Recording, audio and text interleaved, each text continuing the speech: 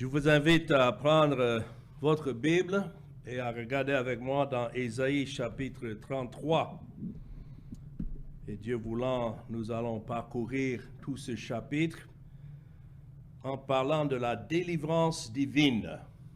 Beaucoup parlent aujourd'hui de la délivrance et ils cherchent la délivrance de leurs problèmes ou bien de leur maladie ou autre sorte de délivrance. Mais ici, nous voyons expliquer ce qui est la véritable délivrance divine, c'est-à-dire la délivrance qui compte. Ce n'est pas seulement une délivrance physique ou temporaire, mais une délivrance qui dure à jamais, pour toujours. Et telle est la délivrance de Dieu. L'apôtre Pierre a écrit cela, disant que Dieu sait délivrer ceux qui lui appartiennent. Et certainement, ici dans Ésaïe 33, nous en avons un exemple. Donc, nous allons prendre ce chapitre petit à petit, comme on mange une fourchette à la fois, et nous allons contempler ce grand thème de la délivrance. Premièrement, nous voyons comment l'Éternel vient et intervient avec jugement, mais aussi avec grâce. Ça, c'est le Dieu de la Bible. Il tient dans ses mains le jugement. Il juge ceux qu'il veut et ceux qu'il juge méritent son jugement, mais aussi nous savons qu'il sauve dans sa grâce qui il veut. Et tout cela, c'est Dieu qui détient l'autorité et le pouvoir.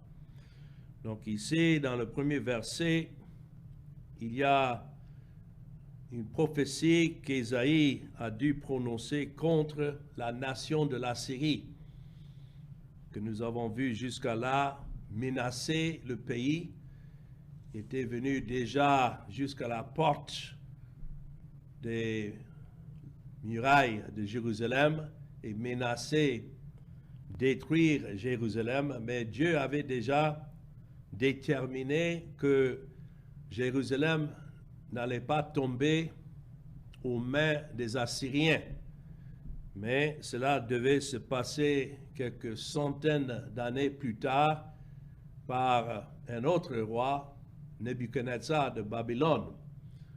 Donc ici, dans Isaïe 33, quelles que soient les menaces de l'Assyrie, Dieu, à travers Isaïe, est en train de dire aux résidents de Jérusalem à l'époque qu'ils n'avaient pas à s'effrayer ou s'inquiéter, que c'est Dieu qui était leur sécurité et non pas d'autres. Donc, c'est écrit « Malheur à toi qui ravage ». C'est pourquoi nous devons comprendre le contexte de ces passages. Ici, c'est une parole qui est adressée à l'armée assyrienne qui, en effet, faisait ravage, non seulement en Israël, mais dans les nations tout autour. Mais c'est écrit « et qui n'a pas été ravagé ». C'est-à-dire, il n'y avait pas d'armée à l'époque qui pouvait résister à l'armée assyrienne. Et pendant un certain temps, c'est Dieu qui donnait cette autorité à l'armée assyrienne et au roi de l'Assyrie de piller les pays. C'est écrit qui pille et qu'on n'a pas encore pillé. Quand tu auras fini de ravager, notons, tu seras ravagé. Quand tu seras achevé de piller, on te pillera. C'est Dieu seul qui pouvait annoncer cela en avant et nous voyons, lorsque nous regardons en arrière, historiquement, nous voyons exactement comment cela s'est arrivé. Donc ici, malheur au pillage de l'Assyrie.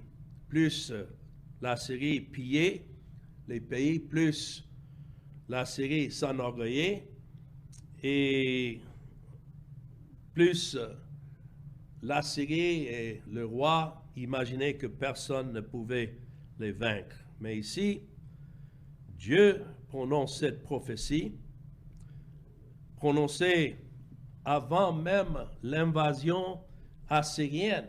Il faut savoir que tout ce que Ésaïe prophétisait ici n'a pas eu lieu que quelques dizaines d'années plus tard. Donc même avant l'invasion assyrienne, Dieu montre que cette armée apparemment imparable devait en effet être arrêtée. Nous nous souvenons et nous rappelons de ce que Dieu a dit à travers l'apôtre Paul, que si Dieu est pour nous, qui sera contre nous? Mais on peut dire aussi, si Dieu est contre quelqu'un, qui pourra être pour de telles personnes? Mais ici, c'est une prophétie contre la Syrie. Ceux qui ont pillé seront pillés et seront traités traîtreusement par d'autres, exactement comme ils ont traité d'autres. Dieu allait aussi les traiter. Donc, c'est pourquoi, face même parfois à des situations insurmontables pour nous et qui semblent ne pas avoir une bonne fin, quelle que soit la situation, nous devons faire confiance à Dieu et savoir que c'est Dieu qui dirige toutes choses. Et c'est Dieu qui agira en son temps pour juger des hommes, juger des nations et accomplir sa volonté même à travers les pires des hommes. C'est Dieu qui est souverain. Et il n'y a pas de cas trop difficile pour lui. Donc c'est comme ça ce chapitre est introduit quand nous considérons la délivrance divine. Pour Dieu d'être celui qui est capable de délivrer, il faut qu'il soit souverain en toutes choses. Et cela, il est.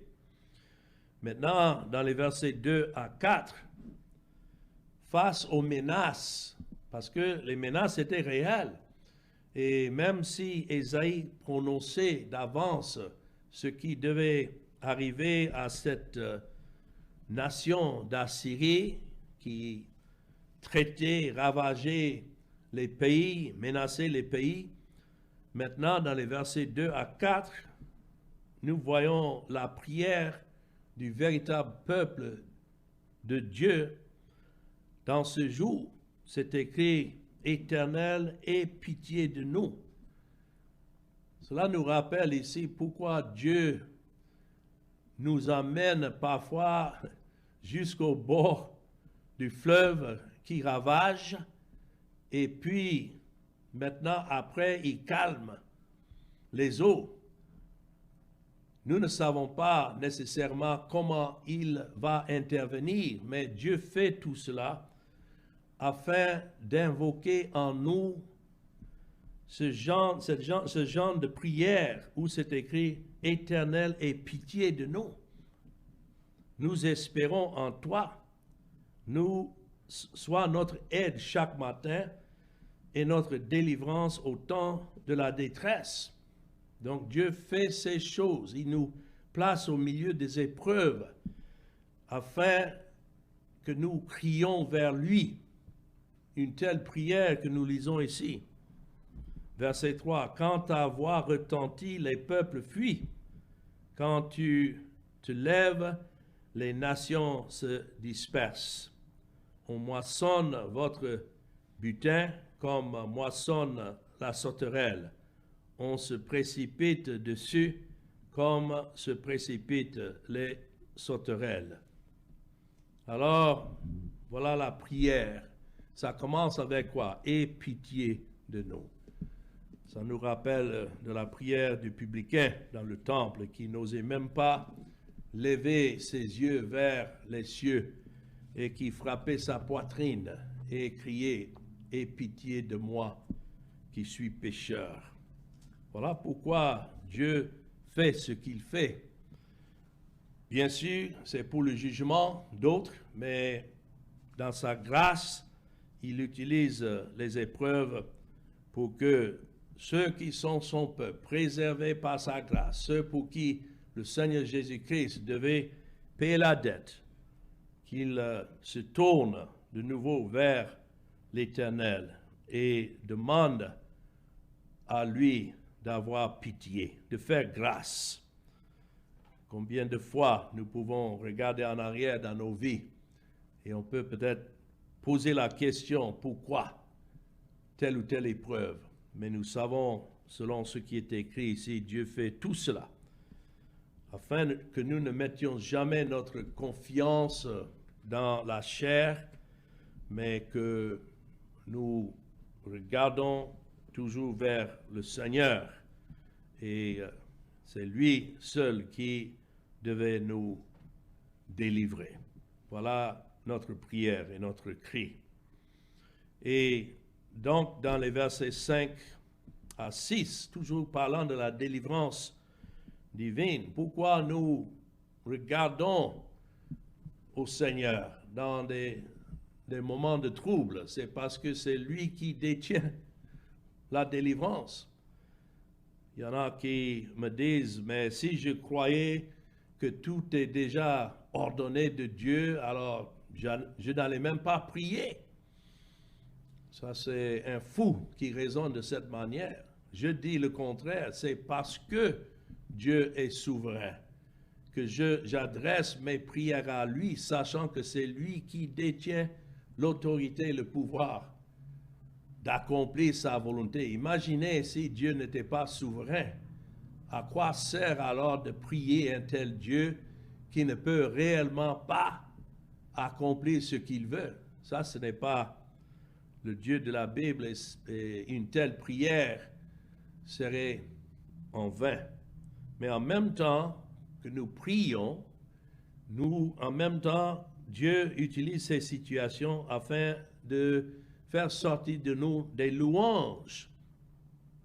Il s'agit des prières et des louanges. Bien sûr, nous manifestons nos besoins à Dieu à tout temps, mais en même temps, nous le louons. Même si nous ne savons pas la suite et comment Dieu va accomplir sa volonté, néanmoins, nous sommes soumis à sa volonté à tel point que nous le louons pour ce qu'il fait et ce qu'il va faire.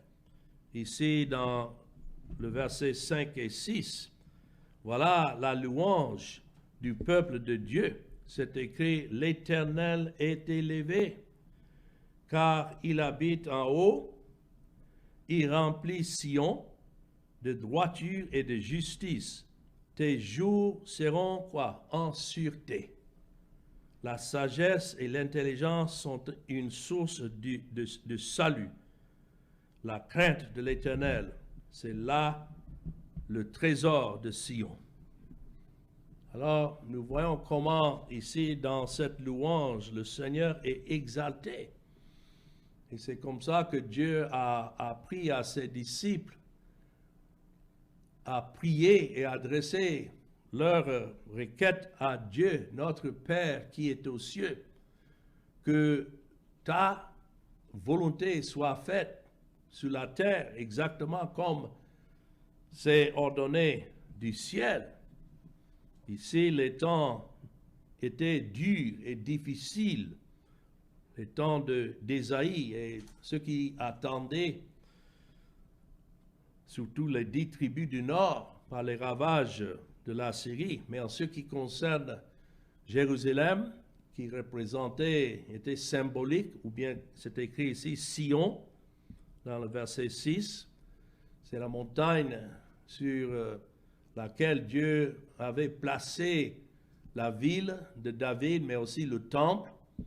C'est là où, lorsque Christ est venu, il est entré dans cette ville. C'est là où Christ devait donner sa vie en rançon pour le peuple élu de Dieu de tout temps. Donc, c'est pour ça que Dieu promet préserver Sion. Bien sûr, il y avait des moments où Sion devait traverser des moments difficiles. Ici, ça devait être préservé, mais comme je disais, quelques centaines d'années plus tard, voilà, Babylone allait venir détruire Jérusalem et le temple. Et après 70 ans, ramener les captifs encore et rebâtir, comme au temps de Néhémie et Esdras, rebâtir la ville, rebâtir le temple et préserver cette ville pour une seule raison, parce que c'est là où le Fils de Dieu devait venir et se manifester comme le roi et le Messie. Donc, quels que soient les temps difficiles, ici, devait emmener le véritable peuple de Dieu. Ce n'est pas tous ceux qui étaient d'Israël, qui sont d'Israël. L'apôtre Paul disait cela. Mais le véritable Israël, c'est-à-dire les élus de Dieu, qu'il a choisis avant la fondation du monde et donné à son Fils, le Seigneur Jésus-Christ, ceux-là, même à travers les temps difficiles, devaient exalter le Seigneur. Et cela est une leçon pour nous aujourd'hui. Quelles que soient les épreuves que nous pouvons faire face, nous devons exalter le Seigneur et reconnaître en tout sa justice. Vous voyez ça dans le verset 5. En fait, il y avait des rois en Israël et en Jérusalem que le Seigneur a suscité, mais il y avait un roi des rois au-dessus de tout. Et ça, c'est le Seigneur Jésus-Christ. Et comment est-ce qu'il règne sur son peuple? Peut-être quand nous regardons autour de nous, il nous semble que tout semble être bouleversé et on se demande bien où se trouve la justice. Mais la justice n'est pas avec l'homme, la justice avec Dieu. C'est pourquoi c'est écrit ici, il remplit, regardez le terme dans le verset 5. L'Éternel est élevé car il habite en haut, cela veut dire il règne au-dessus de toute chose, toute situation, tout peuple, et il remplit Sion. Ce n'est pas comme il est un roi caché quelque part, espérant que les choses vont changer, et si seulement il peut motiver les gens à mieux faire, que voilà, il peut reprendre son règne. Non, il remplit Sion de droiture et de justice. Et voilà notre prière en tant que peuple de Dieu, de prier, même si nous ne savons pas comment Dieu va agir, mais d'invoquer le nom de Dieu, exalter le Seigneur et voir que c'est lui-même qui détient son peuple. C'est écrit la crainte de l'Éternel dans le verset 6. C'est là le trésor de Sion. Où sont ceux qui craignent l'Éternel aujourd'hui? Ce n'est pas parmi les populations, mais je dirais c'est parmi le peuple de Dieu en qui il a révélé sa gloire à travers le Seigneur Jésus-Christ. Ils craignent l'Éternel plus qu'ils craignent les hommes. Et c'est l'honneur et le respect et la révérence manifestés envers le Seigneur qui est son trésor. Mais d'où vient cet honneur et cette révérence? C'est Dieu lui-même qui place ça dans les cœurs de son peuple. C'est un don que Dieu donne. Et ce n'est pas que nous tremblions ici de peur, craignant la suite, mais plutôt de l'honneur, sachant que tout ce que Dieu fait est bon et juste. Et c'est bon et juste parce que Dieu le fait. Il ne faut pas que nous oublions cela. Maintenant, ayant évoqué cette louange et ces cris de son peuple au milieu de ce trouble anticipé, dans les versets 7 à 9, c'est ainsi que nous voyons comment Dieu délivre son peuple. Bien sûr, dans sa grâce, il délivre ceux qu'il a choisis et pour qui Christ devait venir, payer leurs dettes, mais le reste, comme nous disions, Dieu est un Dieu de jugement. C'est ce que nous lisons dans le verset 7. Voici les héros poussent des cris au dehors. Les messagers de paix pleurent amèrement. Les routes sont désertes. On ne passe plus dans les chemins. Il a rompu l'alliance, il méprise les villes, il n'a de respect pour personne. Le pays est dans le deuil, dans la détresse. Le Liban est confus, languissant. Le Saron est comme un désert. Le Basan et le Carmel secouent leur feuillage. Alors, nous voyons que lorsque Dieu agit dans ses jugements, même les plus grands tremblent.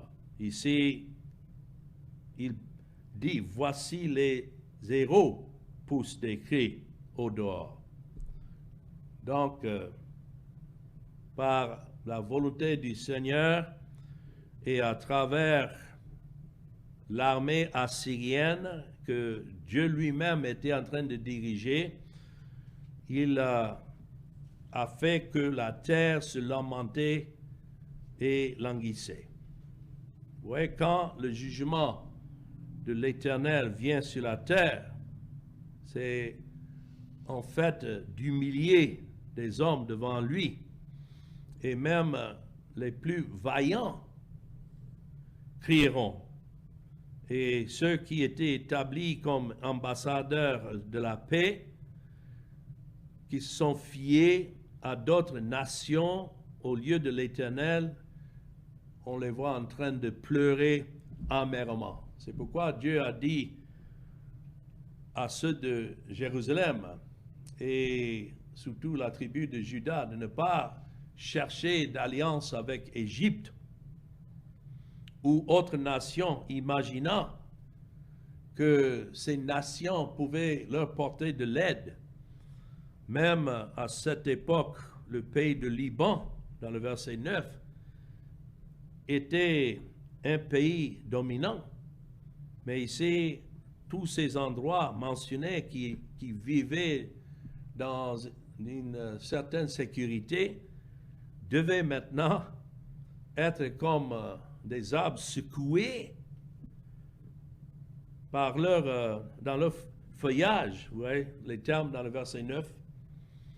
C'est Dieu qui fait ça. Même le plus puissant, lorsque Dieu exerce ses jugements les plus majestueux, parce que au Liban, c'est là où se trouvaient les forêts de cèdre.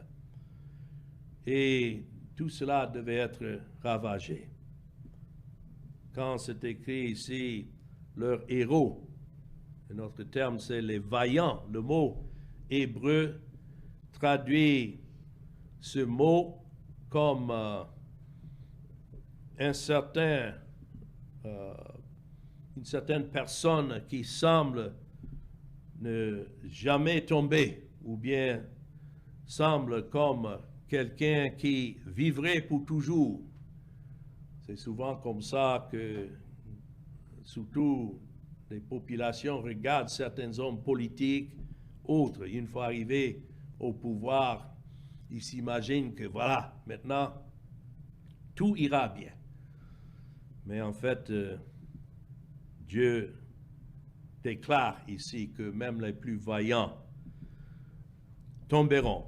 Et nous savons que cela s'est passé, comme on a déjà vu, lorsque l'armée assyrienne a entouré Jérusalem, mais dans une seule nuit.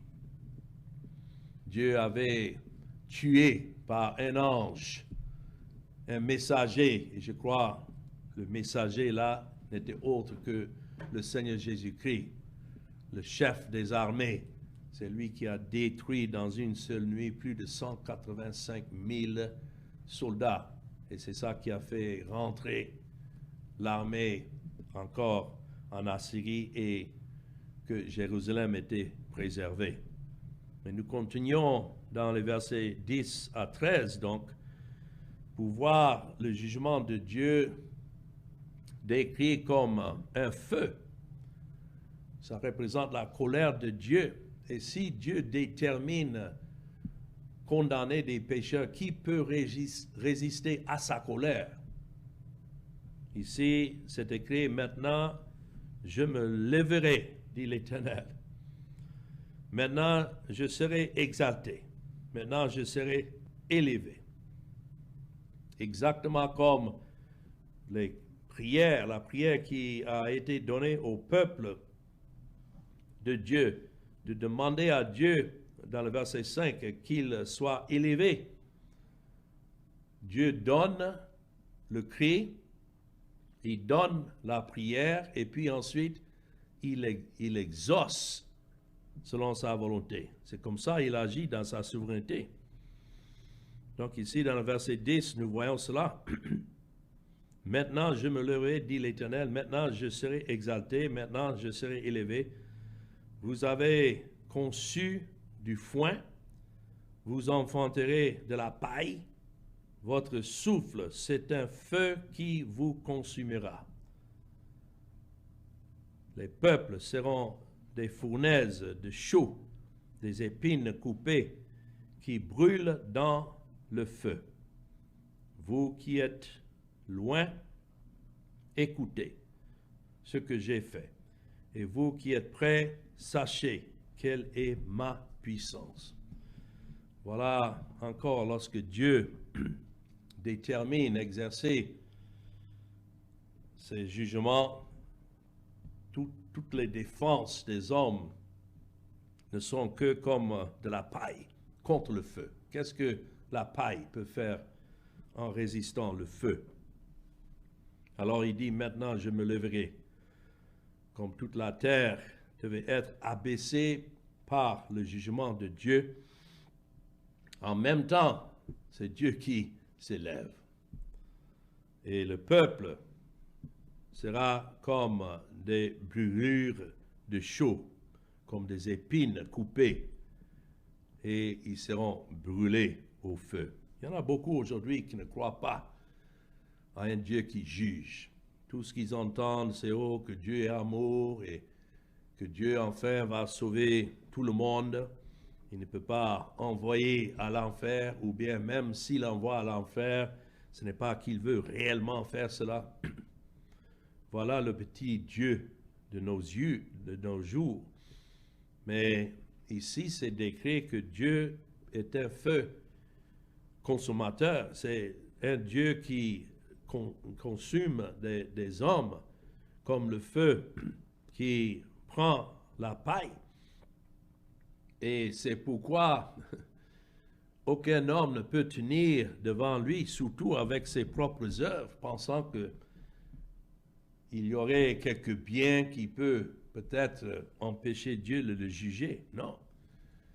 C'est pourquoi le Seigneur Jésus-Christ devait venir, et c'est pourquoi seulement ceux pour qui le Seigneur Jésus-Christ est venu et a porté leur jugement, seulement ceux-là sont sauvés, et les restes seront détruits par ce feu. Dieu est un Dieu de jugement. Mais comme je disais, ça c'est un Dieu que le monde ne connaît pas aujourd'hui. Tout ce que le monde veut entendre, c'est que Dieu est amour, et la question qui doit se poser, mais comment est-ce qu'il peut être amour et en même temps punir des pécheurs? Voilà ce que les hommes ne peuvent pas résoudre. Mais nous savons que Dieu est d'abord saint. Et bien sûr, il est amour, mais il est amour selon sa sainteté. C'est pourquoi Christ devait venir satisfaire sa justice, afin que Dieu soit juste tout en justifiant ceux pour qui le Seigneur Jésus-Christ est venu. Autrement, en dehors de l'œuvre de Christ et sa mort à la croix, tout ce qui attend des hommes, des pécheurs, c'est le jugement de Dieu.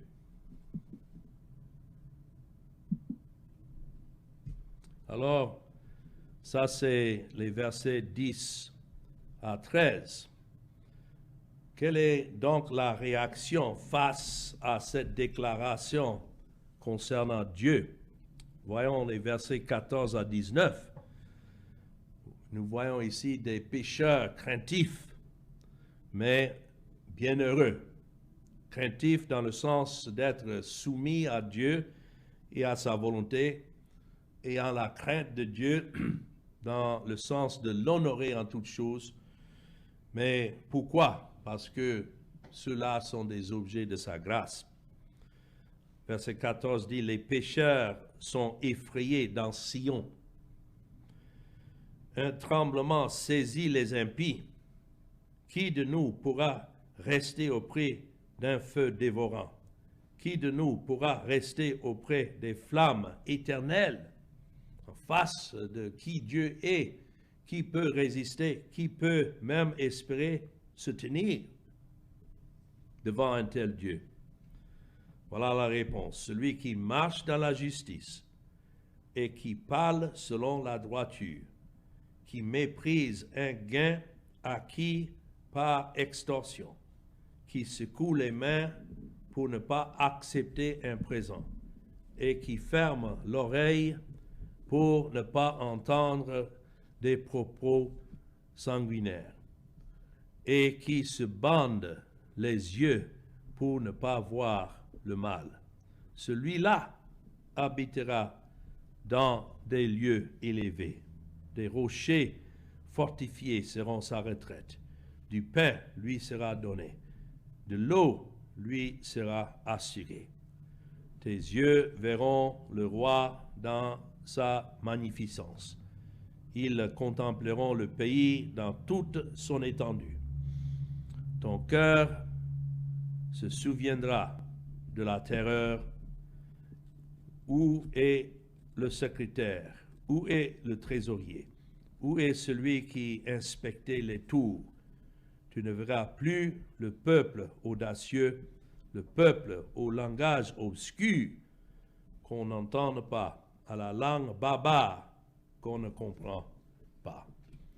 Qu'est-ce que Dieu est en train de dire ici? Il est en train de décrire ceux qui, parmi un monde impie, néanmoins étaient son peuple.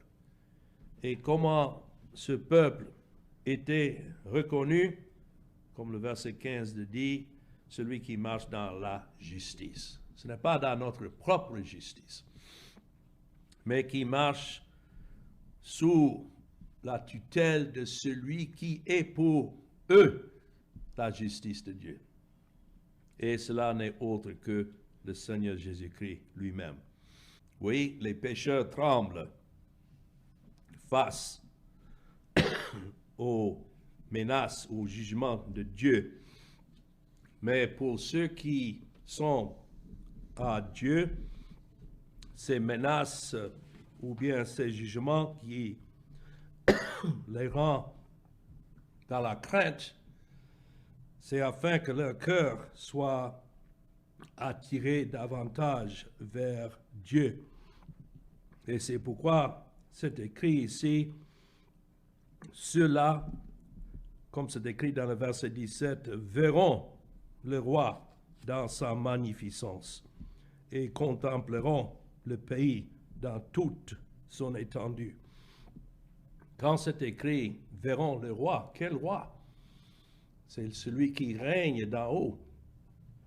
Et c'est le Seigneur Jésus. Et verront le roi dans toute sa beauté, sachant que c'est par sa justice qui règne et qui devait venir sur cette terre pour accomplir cette justice de Dieu à l'égard de ce peuple. Et cela, il l'a fait quelques 500 ans plus tard. Donc, nous voyons ici comment Dieu délivre. C'est par la main de sa droiture, par celui qui est sa justice, c'est-à-dire son Fils. Et pourquoi le Seigneur Jésus-Christ donc est venu? Afin d'accomplir cette justice de Dieu afin que Dieu soit juste tout en justifiant son peuple. Donc, nous voyons ici comment cette prophétie a un aspect historique pour ceux qui devaient vivre et voir la délivrance de Dieu à leur époque, mais en même temps, nous voyons comment cela est une prophétie de l'œuvre de Christ qui devait venir, comme je disais, en Sion, c'est-à-dire lorsque le temps était accompli, Dieu, le Père, a envoyé son Fils dans ce monde, né d'une femme et né sous la loi, afin qu'il puisse racheter ceux qui étaient sous la loi, que cette loi condamnait. Et donc, ces pécheurs, dans le verset 14, qui sont effrayés, la loi doit nous faire trembler, sachant que nous sommes condamnés par tout ce qui est écrit. Mais lorsque le Seigneur Jésus-Christ est venu, et il a accompli cette loi à l'égard de son peuple, c'est ainsi que cette loi maintenant est devenue pour son peuple un ami, non pas l'ennemi, mais un ami, parce que Christ a tout accompli et donc c'est écrit, il n'y a donc maintenant aucune condamnation pour ceux qui sont en Jésus-Christ. Donc vous voyez comment Dieu délivre son peuple. Voilà le thème de ce chapitre, la délivrance divine. Oui, il y a un aspect historique et nous voyons comment Dieu a accompli ses promesses en préservant à ce moment-là la ville de Jérusalem et le peuple qui y habitait. Mais cela nous sert d'un plus grand exemple de la manière que Dieu, en effet, délivre son peuple élu en Christ de tout temps. Et c'est pourquoi, pour terminer dans le verset 20 à 24, nous lisons donc, « Regarde Sion, la cité de nos fêtes. » Avant de continuer, je voudrais faire référence dans le verset 19, l'aspect de la délivrance historique.